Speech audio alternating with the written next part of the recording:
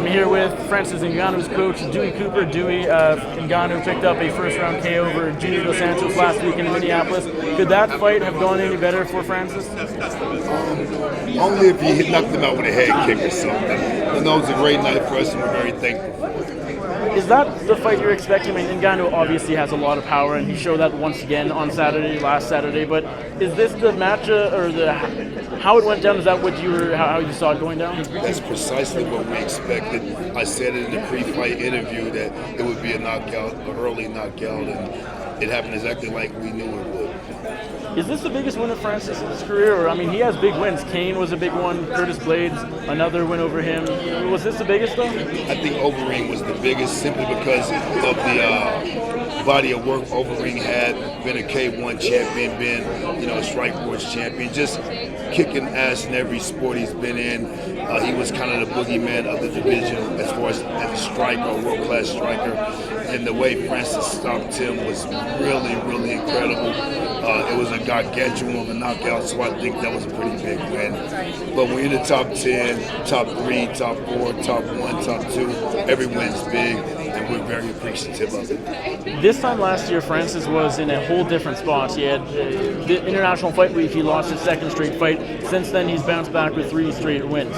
What would you say has been the reason for this turn of events for his career?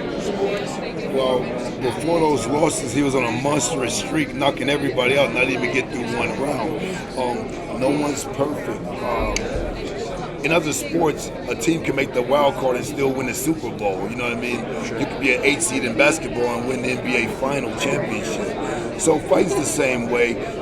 We are so fickle as fight fans that turn on a guy because of one loss. And unless your name's Floyd Mayweather Jr., you're going to get a loss. So it just came down to him reevaluating the stress factors and the anxieties that he brought into the fights, and just realizing he's a badass no matter what. Relax, no stress, just express. And that's all it came down to, a mentality switch. Most people consider this fight with JDS a number 1 contender fight. Francis, of course, won. It's hard to deny him the winner of Stipe and DC, but we have a guy named Jon Jones in the light heavyweight division who, if he wants to move up to heavyweight, there's a good chance he could, call the shots and fight for that title. Are you confident Francis' next fight is or will be for the heavyweight title, even though for sure, it should be? Well, if the business worked out correctly and honestly, he definitely should be. But of course, if someone like Jon Jones steps up, DC wins against Stipe, releases the belt, and it's a vacant belt, a lot of weird things could happen. Francis has fought his way back up to a deserving title shot.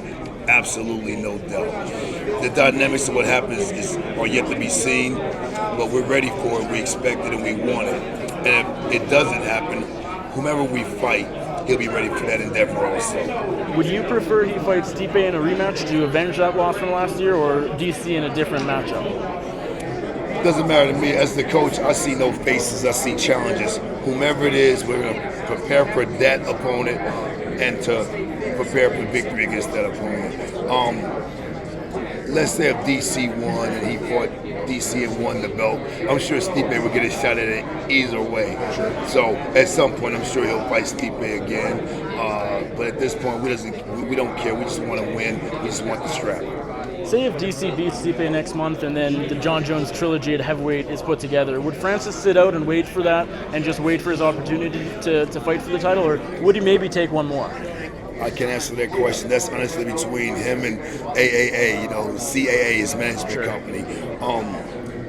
But if that happens, it will suck because Francis definitely deserves to fight for the strap. He deserves to be champion. He deserves to be the 3rd African champion to win a title.